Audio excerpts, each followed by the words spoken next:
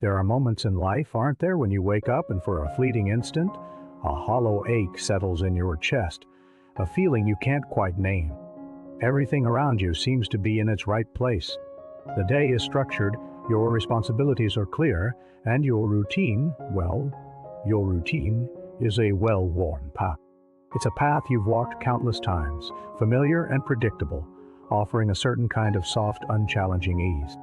You have shelter, sustenance, connection, all of the things we're told to strive for.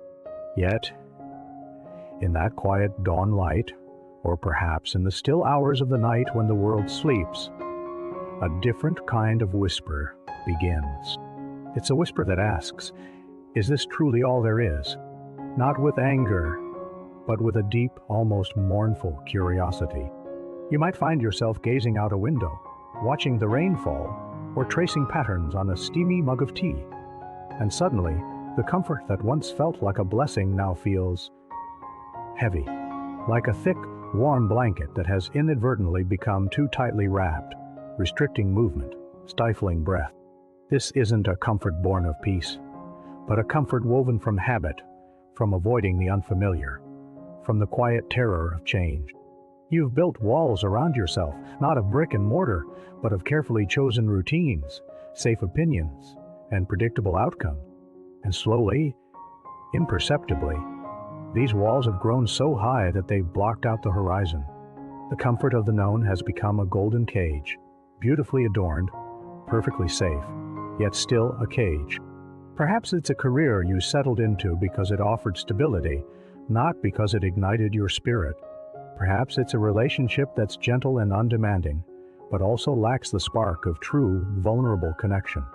Or maybe it's just the very fabric of your days, an endless loop of familiar actions that require little thought, little risk, and therefore little growth.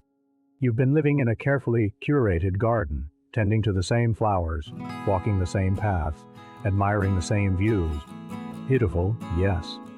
But beyond its ornate gate, there's an entire wilderness waiting. A wilderness of new discoveries, challenging landscapes, and untamed beauty. And the moment you realize that the comfort you've so diligently cultivated has, in fact, been holding you back, is a moment of profound, quiet truth. It's not a loud, dramatic realization, not a thunderclap in a clear sky. Instead, it's more like the slow, deliberate dawn after a long night. You don't suddenly resent your life. You simply see it with new eyes, a new kind of clarity. You begin to understand that the feeling of being stuck, that lingering sense of unfulfillment, wasn't a flaw in your character or a sign of ingratitude.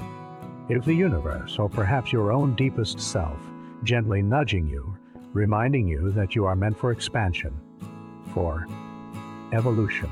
Comfort, when it becomes a goal in itself rather than a temporary state, can trick us into believing that safety is the same as fulfillment. It teaches us to choose the path of least resistance, even if that path leads to a plateau instead of a summit. This realization carries with it a potent mix of sadness and liberation. Sadness for the time perhaps lost, for the opportunities unknowingly forgone, but liberation in the sudden, exhilarating sense that the chains were never real. They were self-imposed, woven from the threads of fear and the illusion of security. To acknowledge that comfort has held you back is to take the first courageous step towards reclaiming your agency. It means looking at the edges of your life, at the places where you've instinctively pulled back, where you've said, no, that's too much, too difficult, too uncertain, and asking why. Why have I allowed the fear of temporary discomfort to deny me the possibility of profound joy, deeper purpose, or authentic connection? The healing begins not with grand gestures, but with quiet introspection. It's about slowly untangling yourself from the familiar embrace of the known, not by tearing it away violently, but by gently loosening its hold. It's about cultivating a gentle curiosity for what lies beyond your self-imposed boundaries. What small, almost imperceptible step could you take today that introduces a tiny crack in the comfort shield? Could it be a new book, a different route home, a conversation with a stranger? An honest question posed to yourself? It's about listening to that quiet whisper, no longer with mournful curiosity, but with an adventurous spirit. It's understanding that true security doesn't come from avoiding challenge, but from knowing you possess the resilience to navigate it. And so, you begin to stretch. You reach out tentatively first towards that unknown wilderness. There will be moments of awkwardness, moments of doubt, perhaps even moments of wanting to retreat back into the safe, familiar pattern. But with each small step, you'll feel a burgeoning strength, a renewed sense of aliveness. The air outside the cage, though initially chillier, carries the scent of possibility, of rain-kissed earth and distant horizon. You learn that growth isn't about discarding comfort entirely, but about expanding your capacity for it, finding it in new, authentic places, in the challenge of learning, in the vulnerability of true connection, in the quiet thrill of venturing into the unknown. You'll find a deeper, more resonant peace, not in the absence of challenge, but in the acceptance of life's beautiful, ever-unfolding journey.